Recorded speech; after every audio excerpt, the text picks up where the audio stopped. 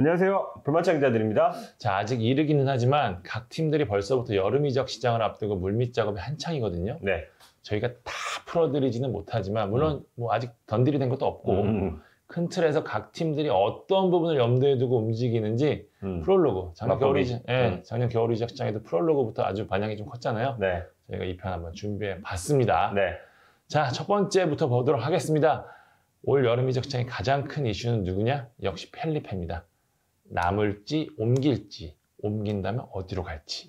예. 일단 펠리페 상황부터 알아둬야 되는데 2018년에 광주에 입단했잖아요. 네. 그래서 1년 뒤에 3년 재계약 맺어서 2022년 6월까지 좀 계약이 돼 있습니다. 올 여름이면 계약 만료 1년이 돼요. 1년 정도 남기면 이제 승부를 좀 내야 되잖아요. 그렇죠. 네, 선수 수축 입장을 확고합니다. 무조건 나가겠다. 네. 사실 지난해 겨울을 이적 타이밍을 보고 오퍼를 좀 기다렸습니다. 근데 구단의 마음을 충족할 오퍼가 오지 않았고 400만 달러라는 바이아웃을 좀 책정해 놨는데 전북도 덤볐지만 그 전북이 내민 금액은 그에 한참 미치지 못한 걸로 알고 있고 어찌어찌 뭐 300만 달러까지 내려갈 수 있다는 그런 전망이 나왔는데 그 금액 역시 K리그에서 좀 감당하기 힘든 금액이거든요. 김호영 감독이 지난 울산전 사전 기자회견에서 말했죠. 국내에선 감당할 구단이 없다.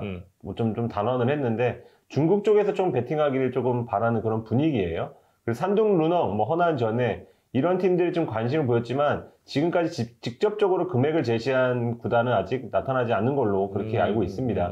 그렇게 그 펠리페는 지난해 겨울에 떠나지 못하고 광주에 남았습니다.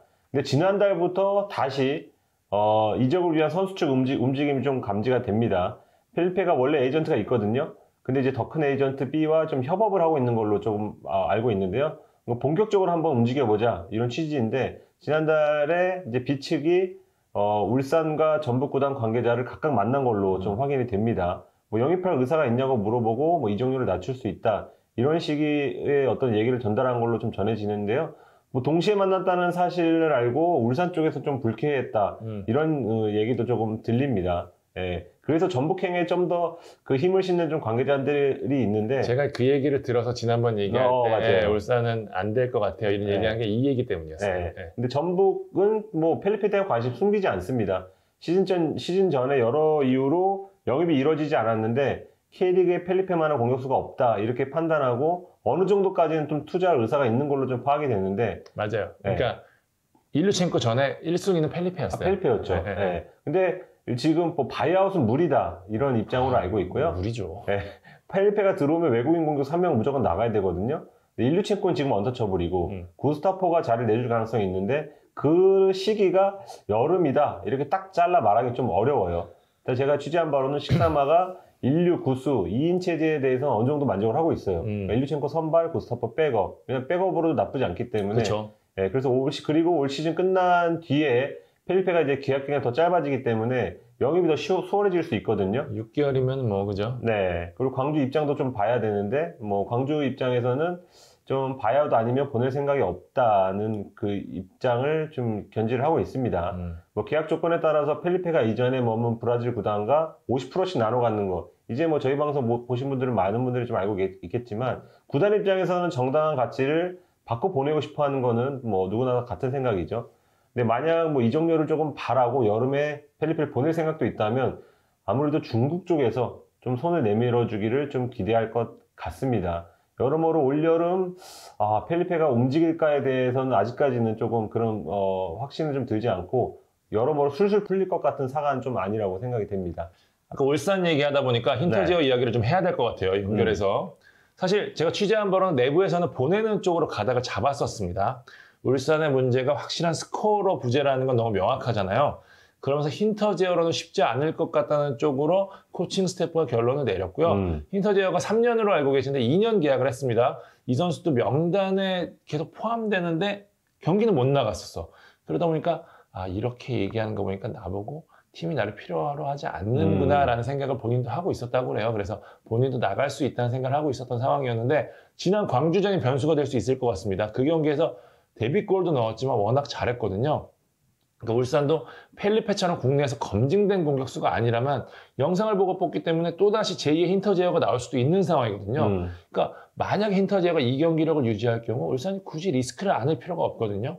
그러니까 울산이 어떻게 판단할지는 다음 혹은 그 다음 경기까지 지켜보지 않을까 싶어요. 그러니까 펠리페 영입건도 펠리페의 거취도 힌터제어의 플레이에 따라서 또 연결이 되는 부분이 그렇죠. 있다. 네. 이렇게 좀 설명을 하도록 하겠습니다. 네, 전역을 앞둔 권경원도 여름 이적 시장에서 좀 주목할 이름이라고 좀 생각이 됩니다. 권경원이 7월 6일 전역을 합니다. 네네. 그리고 나서가 중요한데 권경원이 전북으로 돌아가면 계약 기간이 딱 일주일 남습니다. 네. 일단 전북은 무슨 수를 써서라도 권경원을 잡겠다는 입장이에요. 김석지 감독 저희 인터뷰 했었죠. 일주일 사이에 무슨 수를 써서라도 못 나가게 하겠다. 네. 말할 정도로 권경원 영입에 강한 의지를 보여주고 있는데 선수는 해외 쪽에서 뛰고 싶다는 생각을 좀 하는 것 같아요. 특히 유럽 쪽에 좀 가능성 열어놨는데 김상식 감독도 그 얘기를 했었죠. 유럽 네. 얘기를. 권경원을 높이 평가하는 이탈리아 레전드들이 있어서 그런지 유럽에서 관심이 좀 있다고 합니다. 러시아 리그에서 실제로 오퍼도 있었다고 합니다. 여기에 또 권경원이 좋은 선수로 인정받기 시작했던 게 중동이었잖아요. 중동 쪽에서도 계속 러브콜이 오는 상황이고요. 그렇기 때문에 권경원의 거취는 조금 더 지켜봐야 할 것 같고요. 전북이 어쨌든 무조건 잡겠다고 한다는 건 센 금액으로 오퍼를 넣는다는 뜻이거든요. 권경원도 전북에 대한 애정이 있기 때문에 일단 올 시즌까지는 K리그에서 보내고 겨울에 이적을 준비할 수도 있고요. 그럴 경우에 약간의 변수가 하나 있는데 권경원이 성남으로 갈 수 있다는 이야기 계속해서 좀 나오고 있는데 저희 사적 만남에서 한번 그런 얘기 했었죠. 네, 네. 황당해 보일 수도 있는데 권경원이 김남일 감독과 굉장히 가깝다고 합니다. 그래서 이 소문이 좀 돌았는데 물론 현실 가능성은 아주 높지는 않지만 단기 계약을 한다면 아예 배제할 수가 없는 게 실제 성남이 또 중앙 수비를 찾고 있거든요. 그렇기 때문에 권경원의 거치는 여러모로 좀 지켜봐야 되고 이 권경원의 거치가 중요한 이유가 뭐냐? 만약 전북이 권경원을 잡아요. 그러면 홍정호, 김민혁, 최보경, 구자룡 4인 체제에서 권경원까지 5인 체제로 늘어나가는 거거든요. 네. 그럴 경우에 구자룡을 임대로 보낼 수 있다는 입장이에요, 여름에. 근데 구자룡한테 지금 임대 오퍼를 넣는 팀이 상당히 많은 걸로 알고 있거든요. 이 정도 수준의 센터백이 없잖아요. 때문에 많은 팀이 지금 권경원 선수가 전북에 남았으면 하는 생각을 갖고 있습니다. 네. 구자룡을 얻기 위해서. 그렇죠. 네. 네. 근데 반대로 이제 권경원 영입 못할 경우 구자룡을 안 보내는 그런 입장이라고 그렇죠. 또 할 수 네. 있죠. 네. ACL도 있고, 그렇습니다. FA컵도 있고. 네. 그러니까 여러 가지로 권경원 선수의 거취는 여러 문제가 걸려 있다 이렇게 좀 보시면 되면 될 거고요. 네. 자, 여름 이적 시장이 사실 국내 선수 이동이 쉽지가 않잖아요. 그러면서 결국 핵심은 또다시 외국인 선수가 될 공산이 큰데 그 중에서도 이 팀이 가장 궁금합니다. 서울. 과연 외국인 공격수를 여름에는 데려올 수 있나? 와, 펠리페도 그렇고 힌터제어도 그렇고 지금 말씀드린 뭐 서울 공격수도 그렇고 여러모로 외국인 공격수가 좀 키를 진 것 같은 좀 왜냐면 느낌이 지금 있는데. 너무 골을 맞아요. 기대만큼 못 넣고 있으니까. 네. 좀 오해가 있어서 좀 바로 잡고 시작을 하겠습니다. 서울 프런트에서 지난 겨울에 나상호 팔로스 벤치한테 뭐 돈을 많이 써서 전반 공격수를 영입하지 못했다거나 아니면 어린 선수를 쓰면 되지 않냐는 기조 때문에 영입 안 했다거나 그런 건 아니라고 조금 좀 제가 취재를 했고요. 막바지에 이르러서는 좀 영입을 하고 싶었는데 지금 서둘러 영입했다간 안 하기만 못한 그런 결과가 나올 수 있으니 전반기는 그냥 있는 자원을 끌고 여름에 도모하자 이렇게 좀 얘기가 됐다 그래요. 그러니까 무슨 말이냐 하면은 여름에는 무조건 외국인을 데려온다고 하는 거고요. 지금 저희가 방송을 찍는 이 순간에도 서울은 열심히 리스트업을 하고 있습니다. 지금 50명에서 60명 사이에 일단 첫 리스트를 조금 작성을 한 걸로 알고 있거든요. 그러니까 국내에서 뛰었거나 인근 아시아에서 활약한 선수, 그 중에서도 전방에서 버텨줄 수 있는 유형의 공격수는 거의 다 리스트에 포함됐다고 보면 됩니다. 예, 이 모든 팀들이 그렇게 하기 때문에 뭐 특별한 그런 뭐 이슈는 아니지만 뭐 지금부터 이제 중요한 작업에 돌입한다는 그 과정이니까 영입을 위한 과정이니까 설명을 드렸고요. 이제부터 한 5명가량으로 좁히는 과정, 이제 쳐낼 선수는 쳐내야죠. 계약 조건도 봐야 되고요. 그러니까 우선시하는 선수의 유형은 일단 빠르게 팀에 합류할 수 있는 FA 신분이면 좋고 펠리페와 같이 전방에서 버텨주면서 득점까지 해줄 수 있는 그런 선수, 뭐 뚝배기 유형이라고도 많이 하는데 그런 선수를 원하고 있고 뭐 펠리페 하면 되지 않냐, 뭐 구스타포 유형 아니냐 하는 분들도 있는데 이들도 리스트에 들어있겠죠. 그런데 조건을 맞추기가 쉽지 않습니다. 펠리페는 이적료가 비싸고 구스타포는 연봉이 2자릿수로 알고 있거든요. 그런 만큼 이보다는 살짝 레벨이 낮은 선수가 영입될 가능성이 좀 높아 보이고 5월 중에는 결정해서 어떻게든 6월 초까지는 그 오피셜을 띄우는 그런 그림을 그리고 있어요. 그래야지 한 달 정도 훈련하고 7월 리그 재개되면 바로 투입할 수 있는 그런 환경이 되거든요. 지금까지는 뭐 리스트가 너무 많다 보니까 툭 튀어나오는 이름이 없는데 한 5명 정도로 추려지면 이름이 어떻게든지 좀 나올 것 같습니다. 그때는 볼만찬에서 가장 먼저 알려드리겠습니다. 무엇보다 서울이 공격수는 무조건 영입한다. 것까지 좀 알고 계시면 될 것 같습니다. 다른 팀 상황 좀 이어서 좀 보도록 하겠습니다. 네. 쿼터가 한 자리 남은 강원은 겨울에도 그랬듯이 지금 스트라이커를 찾고 있습니다. 여기도? 네. 당시 이제 비온 존슨 이야기도 있었는데 이번에도 같아요. 뚝배기 유형, 키 큰 공격수. 야, 잘 팔리네요. 네. 결국 이제 서울과도 겹칠 수 있는 부분이 되겠는데 네. 역시 또 쿼터가 한 자리 남은 수원과 제주는 상황을 좀 지켜보고 있습니다. 확실한 선수가 나타나야 움직인다는 계획인데 지금으로서는 일단 큰 움직임은 보이지 않는 상황이고요. 외인 교체를 좀 염두에 두고 있는 팀 중에는 수원FC가 있는데 당초에 제가 여러 차례 말씀드리지만 라스도 보낼 생각을 했었다. 빅터까지 둘 다 보낼 생각을 했었는데 라스는 좀 남는 쪽으로 가닥이 잡히는 모양새고요. 빅터는 보낼 것 같습니다. 오른쪽 날개가 최우선 목표. 안 되면 스트라이커를 또 더 데려오겠다. 이런 생각 갖고 있고요. 이게 왜냐면 지금은 일단 무릴로 체제가 굳어지고 있는데 오른쪽에 적임자가 없기 때문에 수원FC는 일단은 측면에서 크랙 역할을 할 수 있는 선수가 최우선인 상황입니다. 네. 포항에 팔라시오스 이슈가 있기는 하거든요. 제가 알고 있기로는 이적료를 굉장히 높이 책정한 걸로 알고 있습니다. 그러니까 보내기도 쉽지 않고 만약 보내도 대체자 영입도 쉽지 않은 상황이기 때문에 지켜봐야 될 것 같습니다.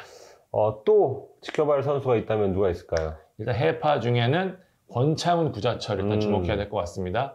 권창훈은 뭐 병역 문제 때문에 올 여름 돌아올 거고요. 이미 뭐 단독이 나왔지 않습니까? 사실상 수원 삼성의 확정이라고 보시면 될 것 같고요. 뭐 1년 전 단독이었나? 네. 구자철 선수도 이제 계약이 만료되는데 알가라파는 연장 쪽은 생각하지 않는 것 같아요. 그러니까 그렇다면 다른 해외팀 혹은 유턴인데 제가 취재한 바로는 태국 등에서 구자철을 관심 보이고 실제로 오퍼도 있었던 걸로 알고 있습니다. 근데 구자철 선수의 성격을 감안하면 이미 중동은 어쨌든 명분이 좀 있었는데 태국이나 이런 데는 좀 명분이 떨어지잖아요. 그렇죠. 그렇기 때문에 유턴을 할 가능성이 높아 보이는데 제주가 어쨌든 1순위가 될 수 있겠지만 현재 제주의 스타일을 감안하면 구자철을 무리하게 데려가지는 않을 것 같은 생각이 좀 들거든요. 타 팀으로도 갈 수 있는 부분이기 때문에 구자철의 상황을 조금 더 지켜봐야 될 것 같습니다.